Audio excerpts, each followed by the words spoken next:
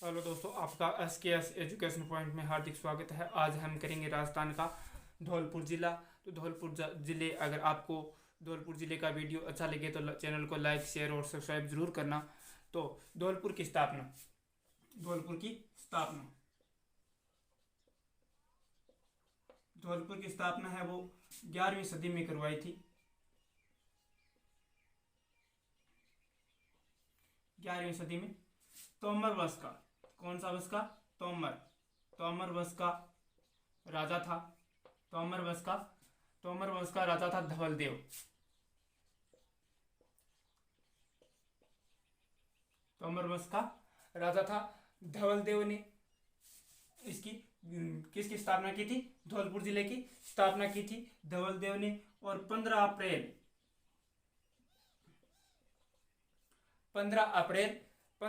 1982 को 15 अप्रैल 1982 को धौलपुर को 27वां जिला बनाया था। यानी धौलपुर को 27वां जिला कब बना? 15 अप्रैल 1982 को धौलपुर 27वां जिला बना। और धौलपुर की स्थापना है वो तोमर वंश का राजा था धवलदेव। 11वीं सदी में इसने स्थापना की थी धौलपुर की। और धौलपुर का जनसंख्या घनत्व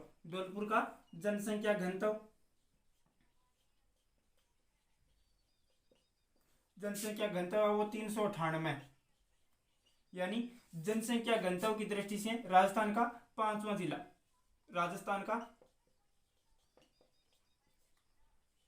जिला है। जनसंख्या घनत्व 398 है। 1 नंबर पर आता है जयपुर। 1 नंबर पर जयपुर का जनसंख्या घनत्व है वो 595 है।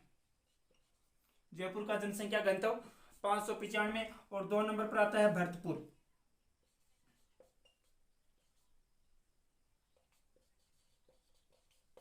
भरतपुर का जनसंख्या घनत्व है 503। भरतपुर का जनसंख्या घनत्व 503 है। और 3 नंबर पर आता है दौसा आता है।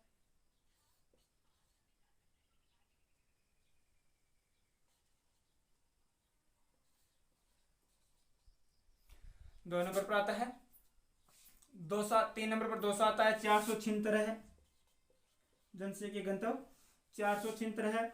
और 4 नंबर पर जनसंख्या घनत्व में आता है अलवर। 4 नंबर पर जनसंख्या घनत्व में आता है अलवर। और अलवर का जनसंख्या घनत्व है 438। अलवर का जनसंख्या घनत्व 438 है। और जनसंख्या घनत्व की दृष्टि से धौलपुर है वो राजस्थान का 5वां जिला है। 398 व्यक्ति है वो प्रति वर्ग किलोमीटर में निवास करते हैं। और धौलपुर के साथ है वो भरतपुर और सीमा लगती है भरतपुर की।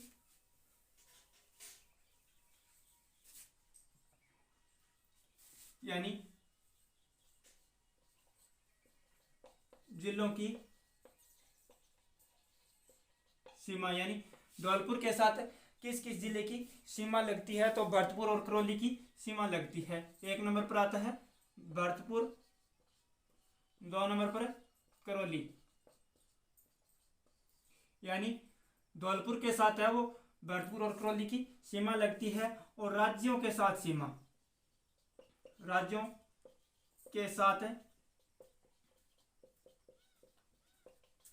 सीमा तो 1 नंबर पर आता है उत्तर प्रदेश। और 2 नंबर पर आता है मध्य प्रदेश। यानी उत्तर प्रदेश और मध्य प्रदेश के साथ सीमा बनाता है धौलपुर जिला। और धौलपुर है वो राजस्थान के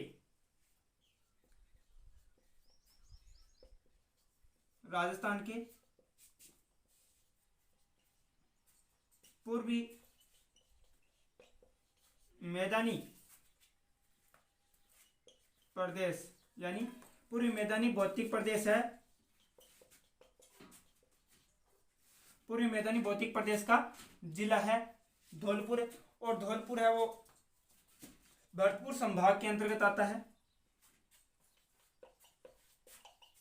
भरतपुर संभाग के अंतर्गत आता है धौलपुर जिला। और भरतपुर को संभाग है वो बनाया गया था 4 जून 2005 को। 4 जून 2005 को बनाया गया था धौलपुर को संभाग। यानी धौलपुर की सीमा है वो भरतपुर और करौली के साथ लगती है और राज्यों में उत्तर प्रदेश और मध्य प्रदेश के साथ धौलपुर जिला सीमा बनाता है। और राजस्थान के पूर्वी मैदानी भौतिक प्रदेश का जिला है वो धौलपुर है और भरतपुर संभाग के अंतर्गत आता है। और भरतपुर संभाग की स्थापना की गई थी 4 जून 2005 को। और जनसंख्या घनत्व की दृष्टि से 5वां जिला है धौलपुर। और क्षेत्रफल की दृष्टि से राजस्थान का सबसे छोटा जिला, क्षेत्रफल की दृष्टि से राजस्थान का सबसे छोटा जिला, क्षेत्रफल की दृष्टि से छोटा जिला, इसका जिला है वो क्षेत्रफल है वो 3034 वर्ग किलोमीटर है। यानी धौलपुर जिले का क्षेत्रफल है वो 3034 वर्ग किलोमीटर है। और लिंगानुपात की दृष्टि से भी सबसे कम है लिंगानुपात है वो धौलपुर का है 846 है लिंगानुपात है धौलपुर का सबसे कम। 1 नंबर पर आ गया धौलपुर 846 लिंगानुपात धौलपुर का है। और 2 नंबर पर आता है जैसलमेर। जैसलमेर का लिंगानुपात है वो 852 है, 852 जैसलमेर का लिंगानुपात है वो 852 है। और धौलपुर के उपनाम है वो धौलपुर के उपनाम, यानी धौलपुर राजस्थान का सबसे छोटा जिला क्षेत्रफल की दृष्टि से 3034 वर्ग किलोमीटर और लिंगानुपात की दृष्टि से सबसे कम लिंगानुपात है वो धौलपुर का 846। और 2 नंबर पर आता है जैसलमेर का लिंगानुपात। जैसलमेर का लिंगानुपात है 852। और धौलपुर के उपनाम, धौलपुर के उपनाम, धौलपुर के उपनामों में आता है 1 नंबर पर आता है इसे कोठी भी कहा जाता है, कोठी कहा जाता है। 2 नंबर पर आता है इसे धवलपुरी भी कहा जाता है, धवलपुरी। और 3 नंबर पर इसे कहा जाता है red diamond city, red diamond city.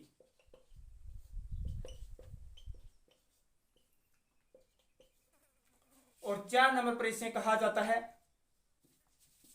सबसे पहले सूर्योदय।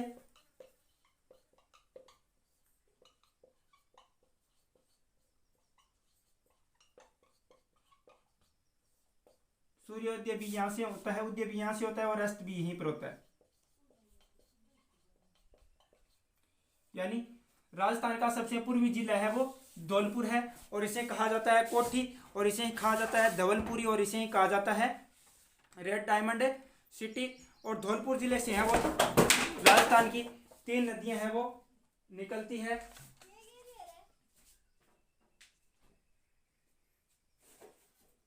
राजस्थान की 3 नदियां हैं वो धौलपुर से निकलती है। राजस्थान की धौलपुर से 3 नदियां धौलपुर से बहती हैं। वो है 1 नंबर पर आती है पार्वती नदी, 1 नंबर पर आता है पार्वती नदी। और 2 नंबर पर आता है चंबल नदी।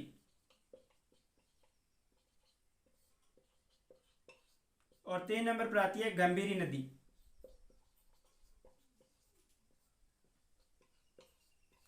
ये 3 नदियां हैं वो धौलपुर जिले से बहती हैं और धौलपुर जिले पर ही बना हुआ है पार्वती नदी पर अंगाई बांध। अंगाई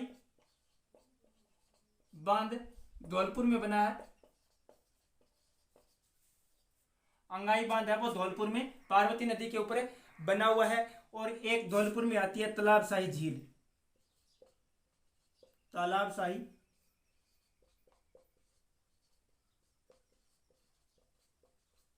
झील। तालाबशाही झील का निर्माण करवाया था 1617 ईस्वी में। यानी तालाबशाही झील है वो धौलपुर में है और इसका निर्माण करवाया था 1617 ईस्वी में सुलेखा ने।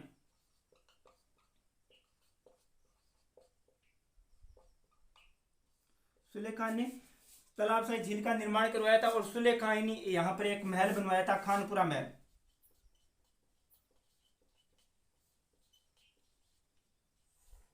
खानपुरा महल और तालाबशाही झील का निर्माण 1617 में सुलेखा ने करवाया था। और यहाँ पर एक बावड़ी आती है, लंबी बावड़ी, लंबी बावड़ी, लंबी बावड़ी, इसे कहा जाता है पाताल तोड़ बावड़ी, पाताल तोड़।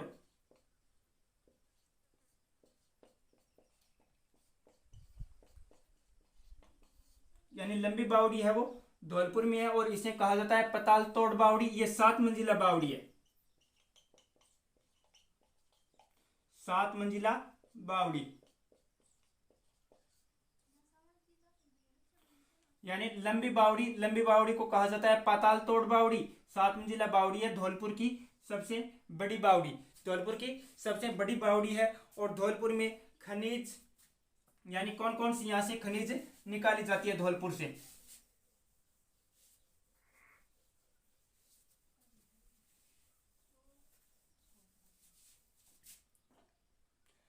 खनिजों में 1 नंबर पर आता है लाल बलुआ पत्थर, लाल बलुआ पत्थर। इसी के कारण धौलपुर को कहा जाता है red diamond city, red diamond city. यानी लाल बलुआ पत्थर का निकाला जाता है धौलपुर से, इसी कारण धौलपुर को कहा जाता है रेड डायमंड सिटी। और 2 नंबर पर आता है कांच उद्योग, कांच उद्योग। 1 नंबर आता है Dholpur glass works,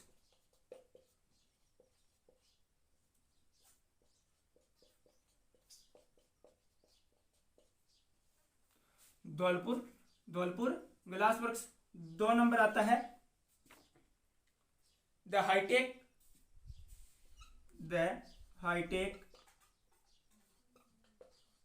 precision, the hitech precision glass works.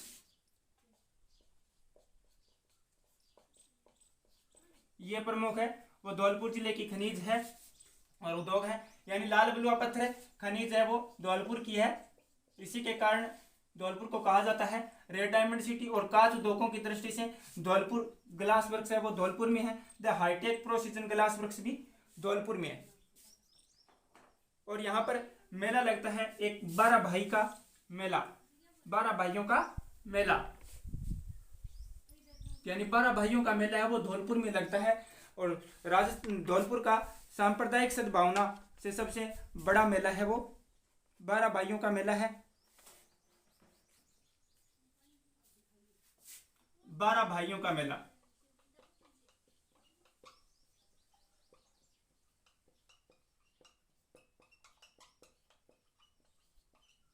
बारह भाइयों का मेला है वो धौलपुर में लगता है। और ये है वो सांप्रदायिक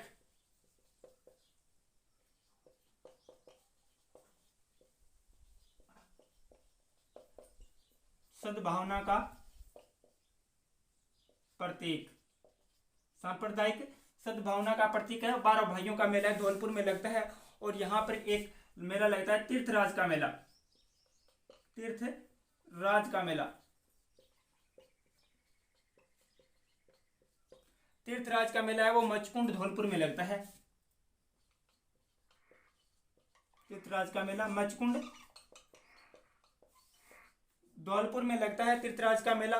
और ये लगता है भाद्रपद शुक्ल षष्ठी को, भाद्रपद शुक्ल षष्ठी को मेला लगता है तीर्थराज का मेला। और एक मेला लगता है सेपऊ महादेव का मेला,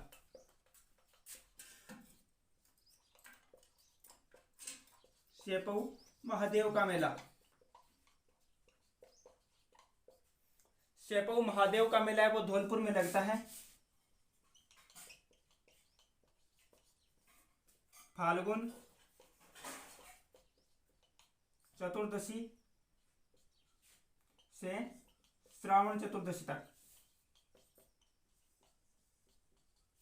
यानी तीर्थराज का मेला मचकुंड धौलपुर में भाद्रपद शुक्ल षष्ठी को, और शेपऊ महादेव का मेला धौलपुर में फाल्गुन चतुर्दशी से श्रावण चतुर्दशी तक लगता है। और एक आता है बाबू महाराज का मेला। बाबू महाराज का मेला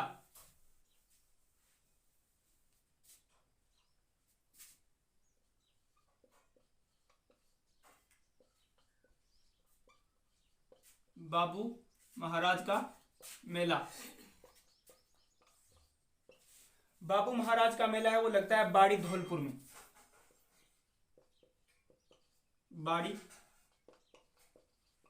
धौलपुर में बाबू महाराज का मेला बाड़ी धौलपुर में लगता है। ये लगता है भाद्रपद शुक्ल एकादशी को।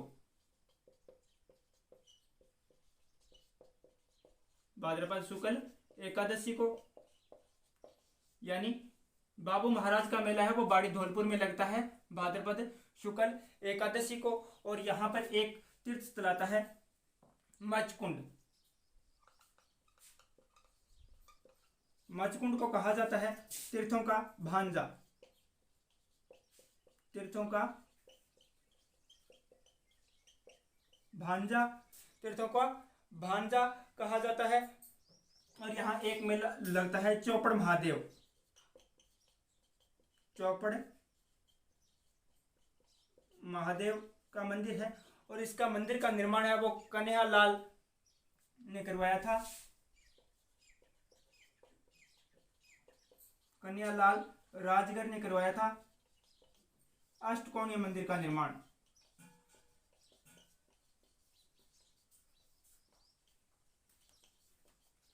यानी चौपड़ महादेव के मंदिर का निर्माण है वो कन्हैयालाल राजगर ने अष्टकोणीय मंदिर का निर्माण करवाया था। और एक यहाँ पर बना हुआ है मकबरा, बीबी का मकबरा।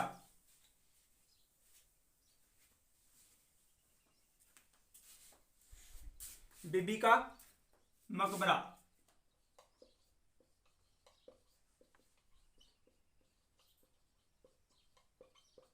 बीबी का मकबरा है वो धौलपुर में। इसे कहा जाता है जार जरीना का मकबरा। जार जरीना का मकबरा, यानी बीबी का मकबरा है धौलपुर में। इसे कहा जाता है जार जरीना का मकबरा। और एक आता है गजरा का मकबरा। गजरा का मकबरा, ये भी धौलपुर में है। यानी बीबी का मकबरा धौलपुर में इसे कहा जाता है जार जरीना का मकबरा। और एक दूसरा मकबरा आता है जिसे कहा जाता है गजरा का मकबरा, धौलपुर में है। और इसका निर्माण करवाया था भगवंत सिंह ने। भगवंत सिंह ने निर्माण करवाया था।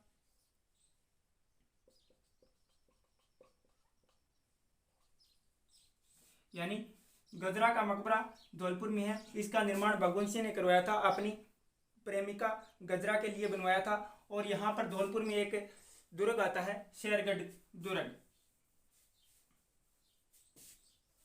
यानी शेरगढ़ का किला है वो धौलपुर में बना हुआ है।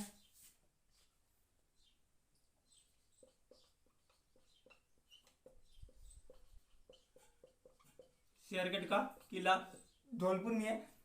इसका निर्माण करवाया था राजा मालदेव ने। निर्माण करवाया था राव मालदेव ने। और जीर्णोद्वार करवाया था शेरशाह सूरी ने।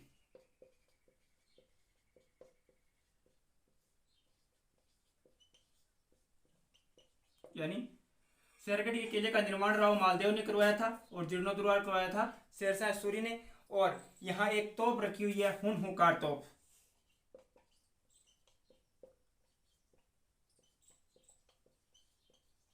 हुनहुकार तोप वो कीर्त सिंह रखी थी यहाँ पर, कीर्त सिंह के समय। हुनहुकार तोप है वो शेरगढ़ किले में कीर्त सिंह के समय रखी गई थी। और शेरगढ़ के किले में यहाँ पर इसके अंदर बना हुआ है शेरशाह की मस्जिद बनी हुई है। शेरशाह की मस्जिद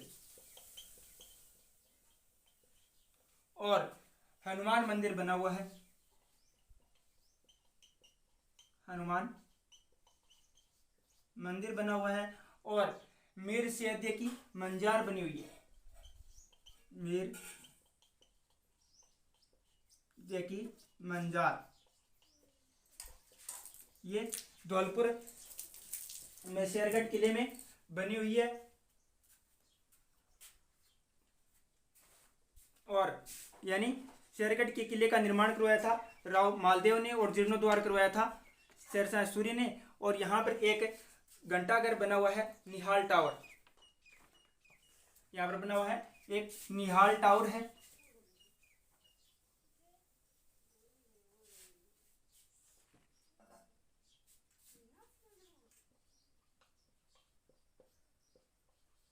निहाल टावर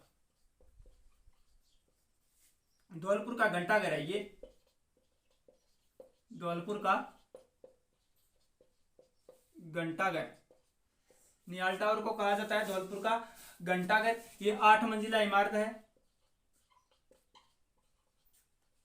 8 मंजिला इमारत है यानी धौलपुर का घंटाघर कहा जाता है। निहाल टावर को 8 मंजिला इमारत है और इसका निर्माण शुरू करवाया था निहाल चंद ने। निर्माण शुरू करवाया था निहाल चंद ने।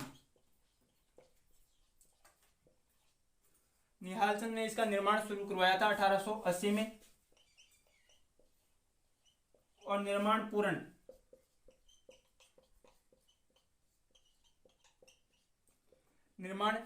करवाया था राजा राम सिंह ने।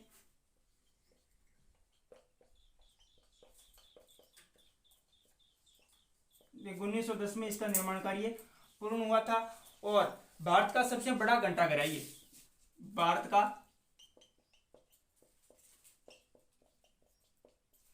सबसे बड़ा घंटाघर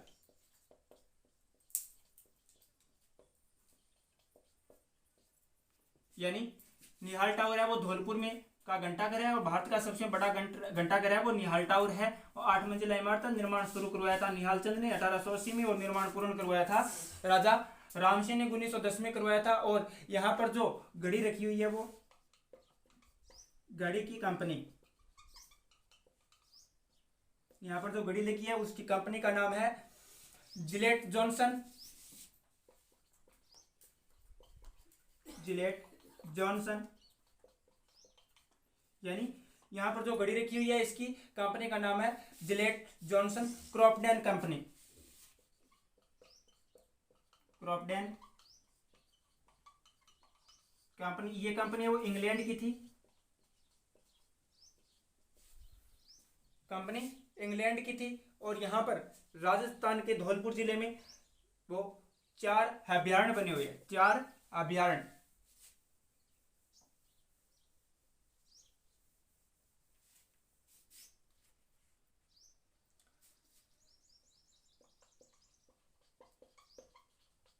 एक अभयारण्य आता है चंबल घड़ियाल अभयारण्य। राष्ट्रीय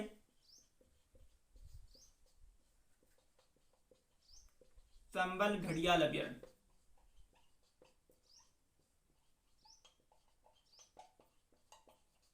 राष्ट्रीय चंबल घड़ियाल अभयारण्य और ये राजस्थान का एकमात्र जलीय अभयारण्य है। एकमात्र जलीय अभयारण्य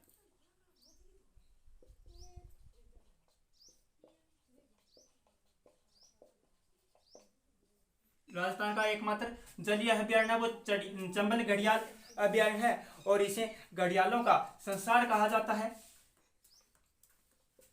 घड़ियालों का संसार चंबल घड़ियाल अभयारण्य को कहा जाता है घड़ियालों का संसार। और यहां पर जीव पाए जाते हैं डॉल्फिन और गांगेसु। 2 जलीय जीव है डॉल्फिन और गांगेसु जीव पाए जाते हैं। डॉल्फिन और गांगेसु यह राजस्थान मध्य प्रदेश और उत्तर प्रदेश का अभयारण्य है। राजस्थान का, उत्तर प्रदेश का और मध्य प्रदेश का, तीनों में वो चंबल घड़ियाल अभ्यारण्य फैला हुआ है। और एक आता है यहाँ पर वन विहार अभ्यारण्य।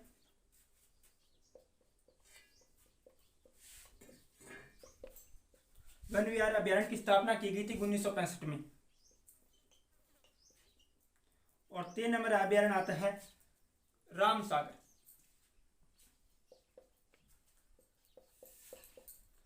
रामसागर अभ्यारण्य की स्थापना की गई थी 1955 में। और 4 नंबर आता है केसरबाग।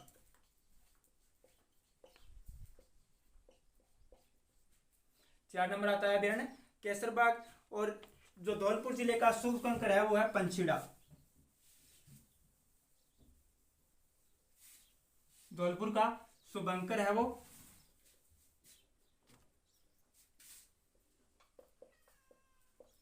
धौलपुर का शुभंकर पंछीड़ा। धौलपुर का शुभंकर है वो पंछीड़ा है। और धौलपुर से राष्ट्रीय राजमार्ग, धौलपुर से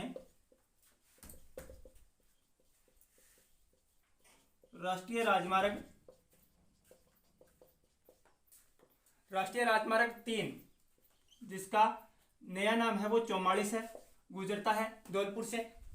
राजस्थान का सबसे पूर्वी बिंदु, राजस्थान का सबसे पूर्वी बिंदु शिलाना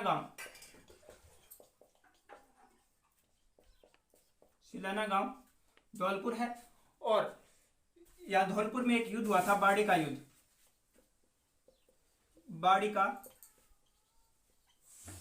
बाड़ी का युद्ध हुआ था 1518 और 19 में। 1518 और 19 में ये युद्ध हुआ था राणा सांगा और इब्राहिम लोदी के बीच युद्ध हुआ था। बाड़ी का युद्ध 1518 और 19 में। और इसमें विजयी हुए थे राणा सांगा। विजय राणा सांगा की हुई थी। और यहां पर एक बावड़ी और है, शाही बावड़ी। शाही बावड़ी धौलपुर में है शाही बावड़ी। और राजस्थान का एकमात्र धौलपुर जिला जहां से नैरो गेज रेल लाइन निकलती है, एकमात्र नैरो गेज लाइन वाला जिला धौलपुर है। और यहां धौलपुर का है वो तमाचा शाही सिक्के प्रसिद्ध थे। तमाचा शाही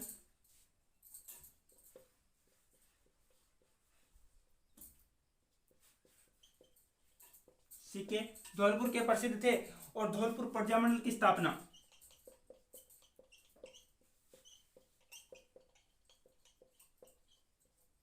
धौलपुर प्रजामंडल की स्थापना हुई थी 1936 में। संस्थापक थे करसन दत्त पालीवाल। और प्लस में थे ज्वाला प्रसाद जिज्ञासु।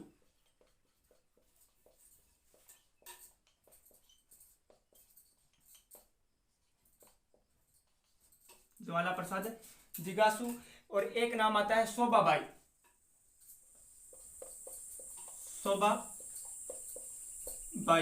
यानी राजस्थान यानी नगर पालिका चुनाव जीतने वाली पहली किन्नर। राजस्थान नगर पालिका चुनाव जीतने वाली पहली किन्नर